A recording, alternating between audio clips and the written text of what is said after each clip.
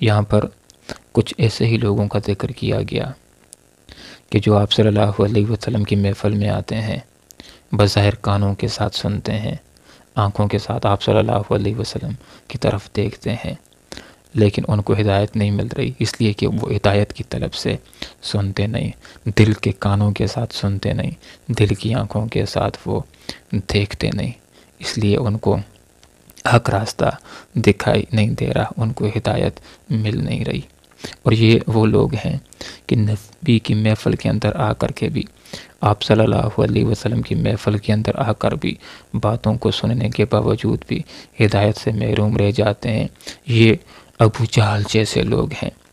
कि जिन्होंने पहले से ये तहैया कर रखा होता है कि जो कुछ भी हो जाए हमने बात को मान करके नहीं देना है, हमने तस्लीम नहीं करना है।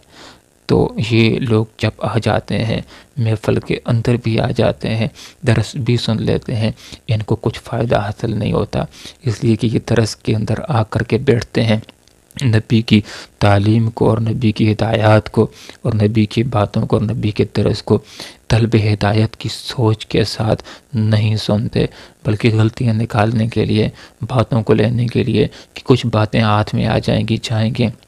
अपनी महफ़िलों के अंदर और फिर मजाक उड़ाएंगे, ठट्ठा उड़ाएंगे। तो यहाँ पर फरमाया वमिनहुम मन यंज़ुरु इलैक, इनमें से बाद लोग ऐसे हैं जो आपकी तरफ देखते हैं। अफ़ा अंत तअदिल उम्या, क्या तुम राह दिखा सकते हो उसको कि जो अंधा हो, वलौ कानू ला युबसिरून, अगर जिनको कुछ ना दिखाई देता हो। तो इनकी मिसाल अंधों की तरह, जिस तरह अंधे को रास्ता नहीं दिखाया जा सकता, इनको भी हक़ का रास्ता नहीं दिखाया जा सकता। और इनमें से बात ऐसे हैं कि जो यस्तमिऊन इलैक, तेरी बात को सुनते हैं। अफ़ा अंत तुस्मिउ सुम्मा, क्या तुम बहरों को सुना सकते हो, वलौ कानू ला याकिलून, अगरचे ये कुछ भी समझ ना रखते हो। अब एक ऐसा आदमी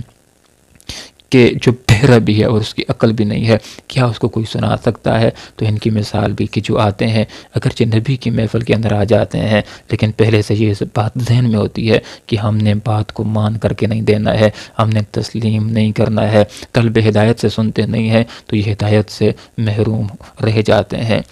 और ये उन्हीं जैसे लोगों के बारे में ये बात इरशाद हो रही है कि जैसा कि हज़रत सफ़िया रज़ी अल्लाह अन्हा ने एक दफ़ा इरशाद फरमाया था कि उनका चचा और उनका वालिद जो यहूदी उलमा में से थे, एक दूसरे के साथ बातचीत कर रहे थे, जो सफ़िया रज़ी अल्लाह अन्हा ने सुन ली थी कि एक दूसरे से ये बात कह रहा था कि मोहम्मद के बारे में क्या ख्याल है। दूसरे ने कहा कि हक़ नबी है, तो पूछा फिर अब क्या इरादा है, तो उसने कहा था कि जब तक जान के अंदर जान है खूब मुखालफत करेंगे, उसकी बात को चलने नहीं देंगे। तो उन्हीं जैसे लोगों के बारे में यहाँ पर बयान किया जा रहा है कि ये लोग जिस वक़्त आ जाते हैं, हिदायत की बातों को सुन भी लेते हैं, लेकिन इनको कुछ फ़ायदा हासिल नहीं होता, इसलिए कि ये तलब हिदायत से सुनते नहीं हैं, ये दिल के कानों के साथ सुनते नहीं हैं, इस सोच के साथ, मोतदिल ज़हन के साथ नहीं सुनते कि बात अच्छी हुई तो उसको कबूल कर लेंगे और बुरी बात हुई तो उसको रद्द कर देंगे, बल्कि इनके जहन के अंदर ये बात होती है कि हमने बात को जैसी भी हो उसको रद्द ही रद्द करना है। तो यहाँ पर अल्लाह ताला ने इरशाद फरमाया कि बेशक अल्लाह ताला जुल्म नहीं करता लोगों की पर, वलाकिन अन्नास अनफुसहुम यज़लिमून, लोग ही अपने आप के ऊपर खुद जुल्म करने वाले होते हैं। अल्लाह ताला ने इनके साथ जुल्म नहीं किया कि हक़ को समझने की सलाहियतें इनको ना दी हो। इनको अल्लाह ताला ने कान भी दिए हैं, आँखें भी दी हैं, दिलो दिमाग भी दिया है, सलाहियत भी दी है, इल्म को हासिल करने की सलाहियत भी दी है, लेकिन इन सारे हवासे खमसा के ज़रिए से, आँखों और ज़बान और कान के ज़रिए से ये दुनिया को सीखते हैं, दुनिया की तरक्कियों को सीखते हैं, लेकिन हक़ की तरफ आते नहीं, हक़ को सीखते नहीं हैं, तो ख़ुद ही ये अपने आप के ऊपर जुल्म करने वाले हैं। अल्लाह ताला ने इनके ऊपर कोई जुल्म नहीं किया है। एक इंसान जिसको अल्लाह ताला ने कान भी दिए हैं, आँखें भी दी हैं, ज़ुबान भी दिया है, दिलो दिमाग भी दिया है,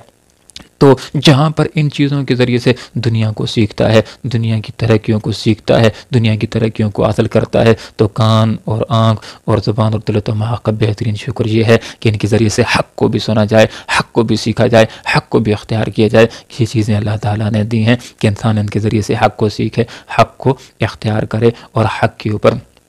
अमल करने वाला बन जाए।